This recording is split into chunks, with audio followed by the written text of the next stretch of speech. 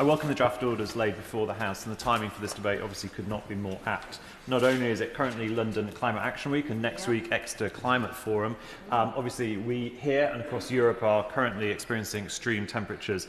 Frankly, this is not normal, and the science of this is settled. What we ought to be doing and continuing to do is limiting climate change, mitigating its impact, and continuing to grow the economy. This Labour government is delivering world-leading climate action, driving jobs, growth and investment in every corner of the UK.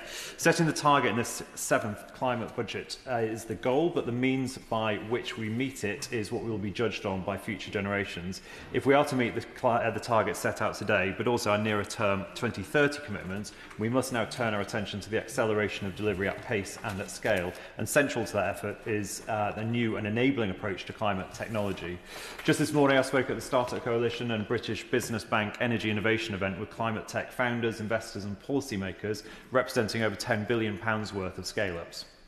We're fortunate to be home to firms at the forefront of energy and innovation, not just in Europe, but the world over. And I'm proud to say that South West is already leading the way.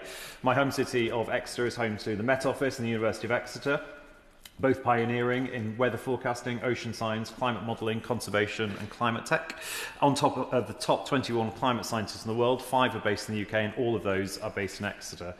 The wider South West economy already contributes £1.5 billion to our net zero economy, and the firms that make up this economy are at the cutting edge, from small modular nuclear reactors and tidal energy systems to low carbon construction methods and sustainable food technologies. Of course.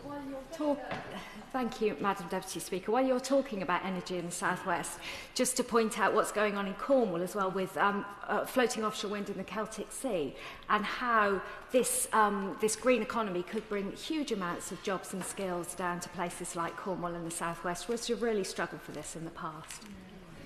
Thank you for that intervention. I absolutely agree. And the Celtic Sea is a massive potential for reindustrialisation of our peninsula as well, as has been the case in Hull, my hometown, where I was born, where wind power has provided a huge number of new jobs in lieu of others that were there in the past.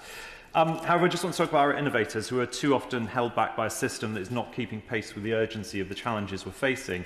Time and again, climate tech companies tell us that regulation is the single biggest barrier to scaling and deploying tech, not access to capital, not access to talent, that those matter, but regulation.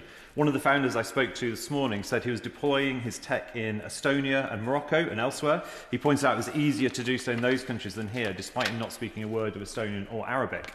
Our regulatory framework is at times more focused on managing legacy risks rather than delivering future solutions. So if we're serious about delivering on this carbon budget, we must fundamentally change how the system works. Regulation should not simply be a system to police compliance, it should reward carbon reduction, enable innovation, and that means embedding climate innovation outcomes into the mandates of our key regulators, Ofgem, Environment Agency, Office for Nuclear Regulation and others, and ensure they have the flexibility and tools to adapt in real time. The Planning and Infrastructure Act was a welcome step, introducing statutory timelines and embedding net zero into decision making. But on the ground, progress is still too slow.